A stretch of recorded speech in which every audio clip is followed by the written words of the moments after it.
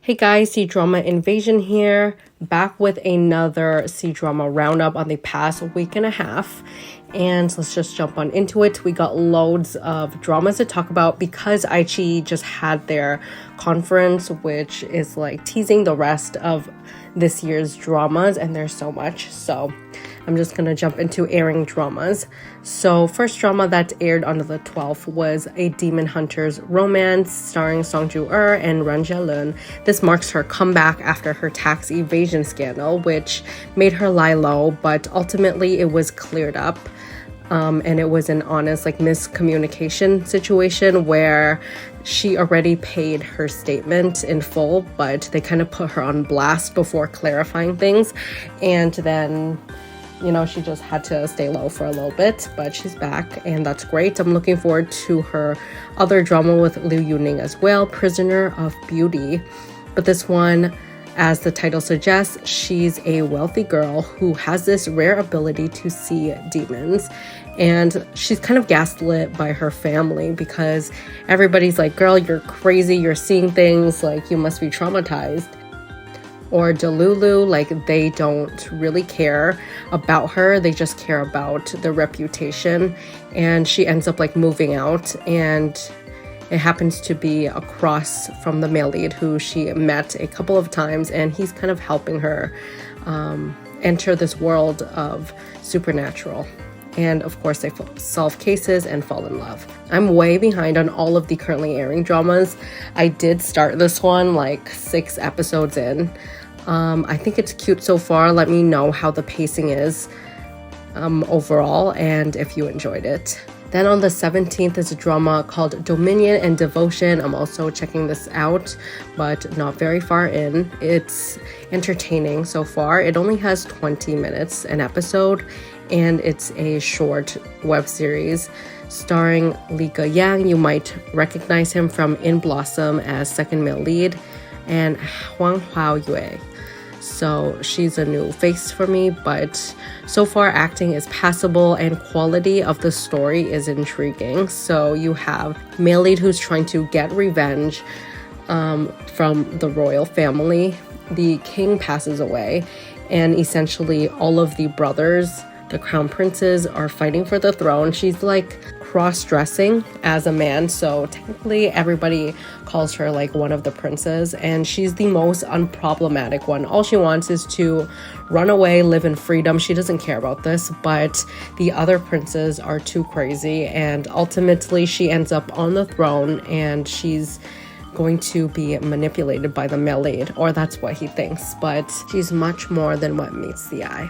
Quality wise, I do think this one is worth checking out compared to the other dramas in this category of short web dramas. There's been so many, but not many has captured my attention, and I recommend it. Then on April 25th, just aired is Serendipity, starring Yuxiao and Wang Ziqi.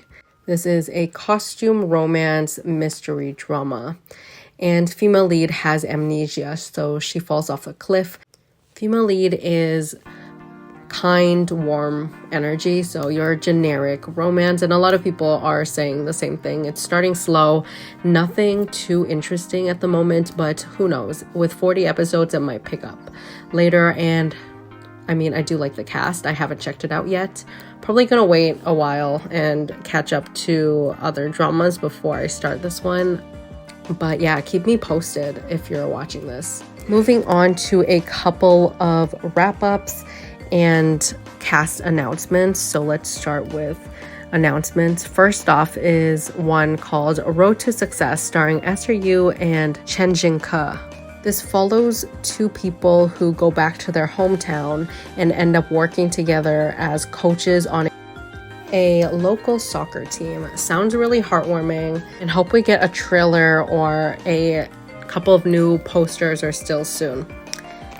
Next is a Tencent drama called Blossoms of Power, starring Meng Ziyi and Heyi. This is a costume drama following a female lead who is actually returning as this princess from the Northwest. She's gonna navigate this political landscape with the crown prince, who is a little bit more of that ruthless, villainous reputation. I think she's great in Blossoms last year, so this one she'll do amazing with this like strategic type of smart female lead character. Like she'll do well. Heyi, I have loved him in Dashing Youth, so I'm thinking it's that type of look and feel they're going for. Either way, I'll be watching. Then we have Zhang Yunlong and JuJingyi, which were officially announced for a xianxia romance comedy. And it looks like next year will be a big year for Zhang Yunlong. It looks like he's having a comeback after being recruited as male lead in Love in Pavilion, which we'll talk about later on. But yeah, hopefully we get some photos of them in costume soon, but I get it. It's like too early and they usually save those for a certain holiday. Next is a booting ceremony announcing Peng Yuchang and Wan Peng, also Chen Heyi, for a upcoming comedy fantasy drama. It's about a band of misfits coming together and saving the world.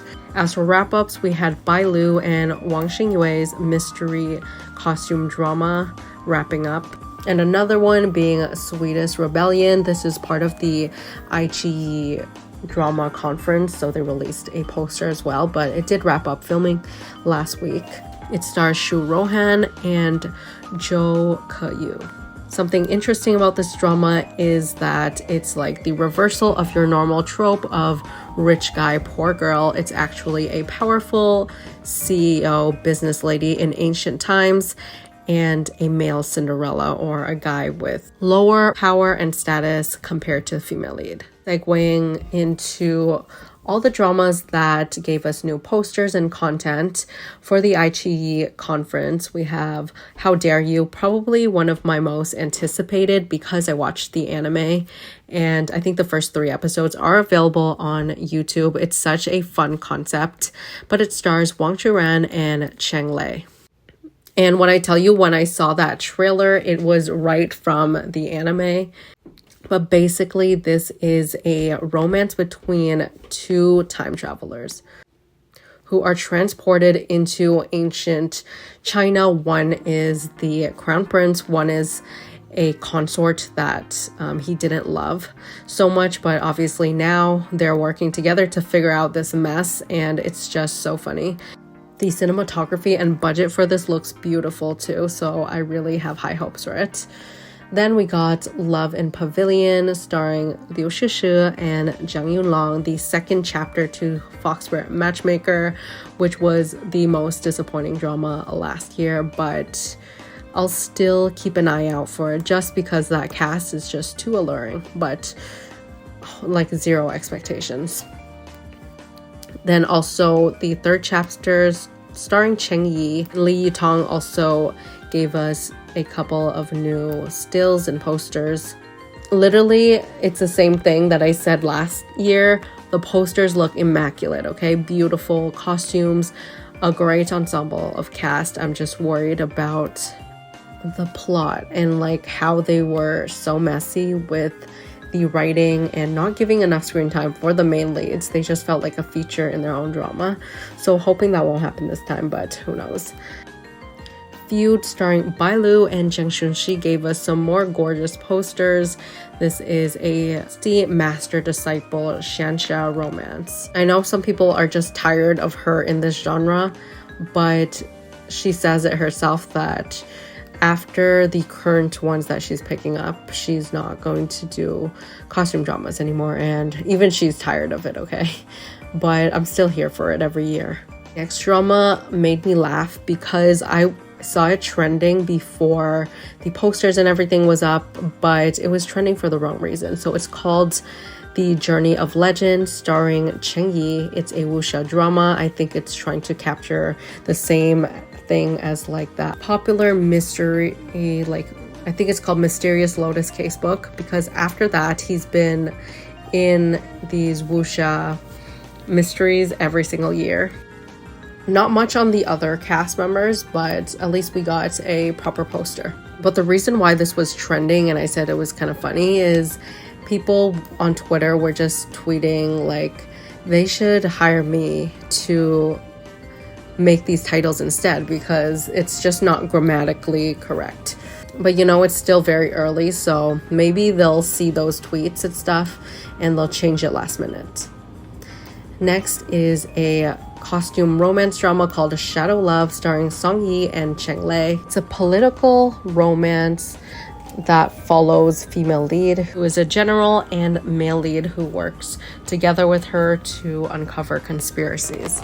Speaking of mystery costume romance dramas, the next one is Corner's Diary starring Li Landi and Ao Rui Peng. The next drama stars Peng Xiaoran and Zhengye Chen. It's called The Boundless Bright Moon, and it is a xianxia romance between female lead who is a princess of a fallen kingdom and male lead who is on a mission to save the world from the heavenly demons. Fated Hearts is next, and it stars Li Qin and Chen Zhiyuan. They are on opposite sides, and in a big battle, she ends up falling off a cliff after shooting at him with an arrow. She ends up with amnesia, and he decides to lie to her and keep her close, and they embark on a journey together. Sounds so similar to Are You the One, which I adore. So looking forward to this. Haven't seen a Li Qin drama since Joy of Life, and she doesn't show up a lot in that one either, so looking forward to this one as well. After that, we got a drama called Jiu Yu, and it stars Tian Shiwei and Zhang Linghe. Now, the reason why I'm looking forward to this one is because it has the same director as Butterfly Lover, Blossom. I'm so glad that he used to be known for like these short dramas with amazing cinematography, but clearly now he's being backed up after the successful Blossom of last year. So he's getting the money, he's getting the resources, and this follows a romance between a man who is seeking revenge and a butcher's daughter. It's getting a little bit long, so I'm gonna cut it short and split it up. So next episode, we'll talk about the 5 other dramas, which are modern romances, but there's still 3 more on the costume drama list or period drama list. So we'll talk about those, and then I'll discuss the trending news. Okay, so first is a drama that doesn't have an English title yet, but it has a very promising cast with Tang Sonyun as the female lead and Ho Minghao as male lead. So this is a Xuan fantasy romance between a demon lord and a princess. Last 2 dramas are period dramas, but not Republican dramas, which is a more popular theme I've seen these days, where we're focusing on more business, slice of life, and war. So this one stars Jiang Xincheng and Song Zuer. And last but not least is This Thriving Land starring Yang Mi and Oh Hao. Xing Fei also plays a supporting role here. And this is a slice of life drama that's set in a village setting. Okay, on to celebrity or trending news that you guys been waiting for.